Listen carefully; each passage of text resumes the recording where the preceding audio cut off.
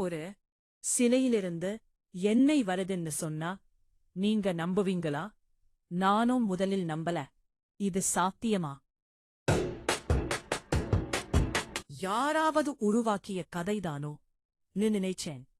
ஆனா மனசுக்குள்ள ஒரு குரல், நேர்ல போய் பார்த்தாதான் உண்மை தெரியும் என்று சொல்லிட்டு இருந்துச்சு. அது கோவில்பட்டி அருகே இருக்கும் காமநாயக்கன்பட்டி பரலோக மாதா தேவாலயத்துக்கு அருகில் இருக்கும் அந்தோனியார் தேவாலயம்.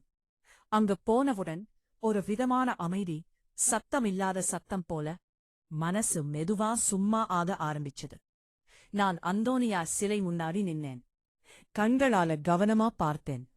அந்த நொடியில் சிலையிலிருந்து மெதுவா வடியும் எண்ணெய் துளிகள். அது ஒரு சாதாரண துளி இல்ல, என் நம்பிக்கையை தொட்ட ஒரு துளி. என் கண்கள் கலங்கினது, மனசு லேசா ஆனது. எனக்கே தெரியாம கண்ணீர் வந்துச்சு. அந்த நிமிஷம் நான் புரிஞ்சுக்கிட்டேன், எல்லா விஷயத்துக்கும் விளக்கம் தேவையில்லை. சில நேரம் நம்பிக்கைதான் விளக்கம்.